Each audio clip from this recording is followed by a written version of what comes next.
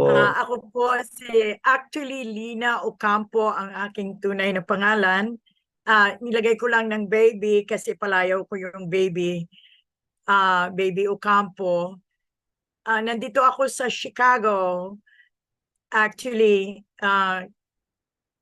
napakaganda ang ginawa ng Barley sa amin. Ako talaga ang una kasi meron akong, okay, I'm a retired nurse. Okay, so meron akong um, aneurysm sa legs ko, sa likod ng aking uh, yung yung joint ko sa legs. So, hindi ako makalakad. Um, Alam ko na kailangan itong operahan, kailangan i-balloon nila para tanggalin yung clot. At alam ko na I am not safe.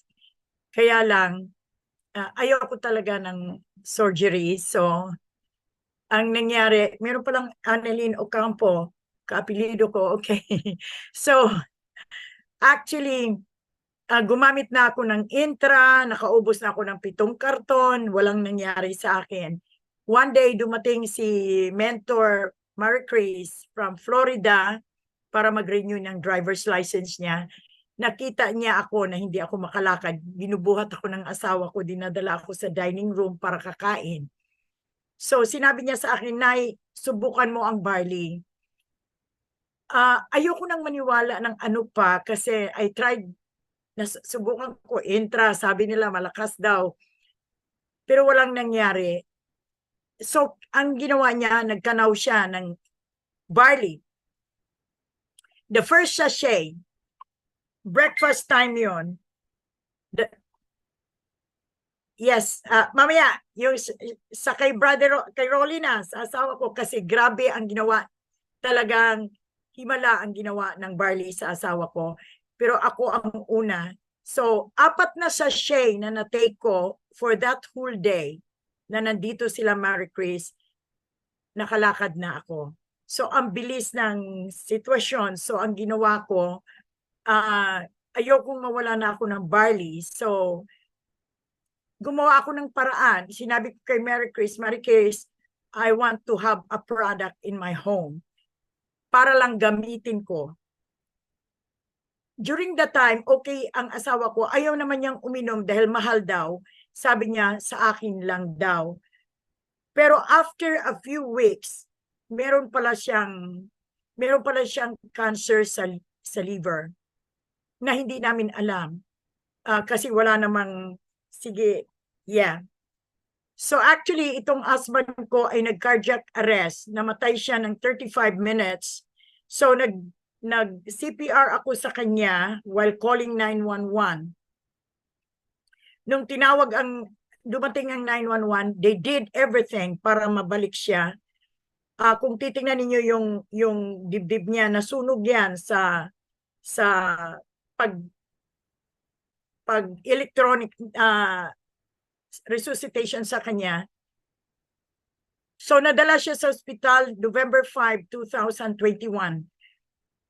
Actually, ayaw nang i-confine siya, nasa emergency room siya. Sinabi ng doktor, there is no hope. Kasi hindi nila sure kung buhay ang brain. So, ang sabi nila, humihinga lang daw ito dahil sa machine. Pero kung tanggalin ang machine, wala rin. We prayed kasi may tiwala kami sa Diyos. So we prayed hard sa Panginoon. I called the Philippines, nag-join ng prayer. Ang diagnosis sa kanya is shock liver cirrhosis, stage 4. So, at meron siyang congested heart failure, 25% na lang ang nag-work sa kanya. That was November 5, 3 o'clock in the morning, tumawag sila sa akin, kinonfine nila kasi meron daw reaction na maaring buhay ang brain niya. So, ito yung diagnosis sa kanya, cardiac arrest. When he was admitted, talagang ano sa kanya is cardiac arrest, congested heart failure, cirrhosis of the liver, shock liver siya, hepatitis talagang ang daming problema sa kanya. Kaya nung dinischarge siya December 7, gusto nilang ilipat siya sa hospice facility. Hindi na ako pumayag na ilipat siya sa hospice facility. Sinabi ko, if my husband will be under hospice, he must be hospice at home. So ito yung disposition, hospice at home. Pero ang discharge nila is expired because ang prognosis niya is only 7 days. 7 days lang daw na mabuhay siya. So, but then, nung dumating siya sa bahay, ang instruction, no food intake, wala nang pagkain na ibibigay sa kanya, kaya lang may G-tube siya. Nurse ako, I can administer food for him, liquid food. So, ano siya nung dumating siya, morphine niya, ang order is morphine every 4 hours. Hindi ko ginawa yon. Hindi ako pumayag na i-administer ang morphine. Ang ginawa ko, barley every 4 hours. Okay, so nag-barley siya every 4 hours. So actually, walang pag-asa, zero chance to live, zero chance to survive. Pero ito yung nasa hospital pa siya, ano ninyo yung umuwi siya sa bahay. Slide please. Ito siya nung umuwi sa bahay. This is his, kanitong sa gitna, ito yung itsura niya nung umuwi siya sa bahay. Tapos, meron siyang bed sore na kung titingnan mo in the field of science, ito na yung sinasabing Kennedy wound. Yun yung mga taong malapit nang mamatay, merong ganito. So that is already infected at hindi sila maniniwalang mabuhay. Pero it closed, nagsara yan, walang gamot, barley lang po. Barley lang ang binibigay ko sa kanya. This is how it looks this time. Saradong-sarado na. So, yung process ng kanyang, it's really amazing. Totoong sinabing amazing product. Wala siyang gamot. Since the time na umuwi siya, walang prescription dahil useless na para sa kanila. It's not needed anymore.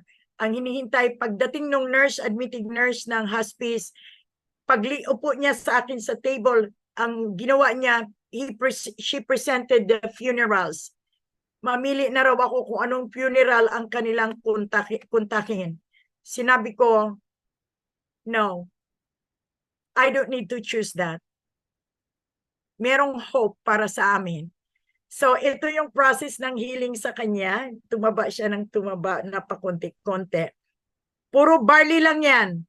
At saka insure complete ang binibigay ko sa kanya. So, pagbigay ng barley, after 10 minutes, mag-administer na ako ng insure sa kanya.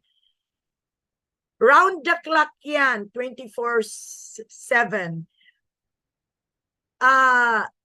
Ito na yung lumalabas na siya. Payat pa rin siya dyan. Pero ngayon, mataba na ang asawa ko at he is in the process of walking. Ang latest result ng kanyang blood work, no more cancer. Wala na siyang cancer. Wala na rin, ang puso niya is perfect. Kung makita ninyo siya dito kami sa buffet, mahilig siya sa buffet kumain. Tingnan nyo ang liig niya kasi meron siyang trach eh. Diyan ang trach na nilagay niya. Kung makita ninyo may trach siya sa liig. Pero ngayon wala na siyang trach, wala na rin siyang G-tube. Nung tinanggal ang G-tube, hindi kami pwedeng magsabi sa mga doktor na merong barley kaming pinapainom. Kasi kukontrahin nila ang barley. So, hindi kami nagsasabi. Basta ang sabi na lang ng doktor sa akin nung tinanggal ang G-tube, sinabi niya sa akin, whatever your religion is, your God is powerful. Oo, umasa kami sa Diyos din. Ginamit din ng Panginoon ang barley talaga sa kanya. So, in the present time, he is perfect. He is healed. Wala siyang sakit kahit Ha? Ito yun, kumakanta siya.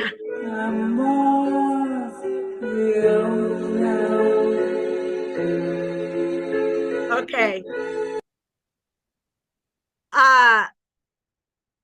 Ano ang kanyang sitwasyon? Dati hindi siya makasalita dahil sa trach sa kanyang lieg. I want you to see him personally. Bago ako sinishorten lang ang testimony. Here is my husband, Rolly. Say something. Hello to them. Hello, everyone. Hello, everybody. All right. Yan na po ang kanyang itsura at yan na po ang kanyang sitwasyon ngayon. So, I thanks God na ginamit ng Panginoon ang barley. Since that time, lahat ng tumatawag kumusta sa kanya, nagiging barley user. At marami kami dito na cancer sa brain. 6 months na lang ang taning.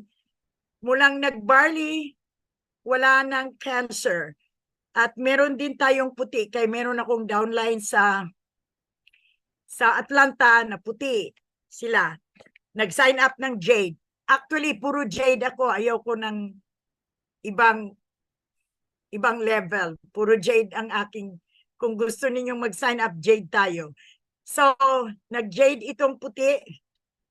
Nagplano pa kasi, actually nagplano akong mag-stockies dito. Siya rin, nagpaplanong mag-stockies. Sabi ko, kung mag-stockies ka, dyan ka lang sa Atlanta, nandito ako sa Chicago. I want everybody to understand na wala kaming gamot. Walang gamot ang asawa ko kahit isa. So, yan ang patutuo ko para maintindihan ng lahat ng follower, believer, user, at mentors of I Am Worldwide Amazing Barley, na there is a big testimony if you use barley, kahit anong klaseng sakit. Nakita ko dito, kahit anong klaseng sakit. Macular degeneration, tinanggal din ng barley. Itong puti na sinasabi ko sa inyo, meron yung babae na glaucoma. Size 19 na ang glaucoma ng kanyang mata.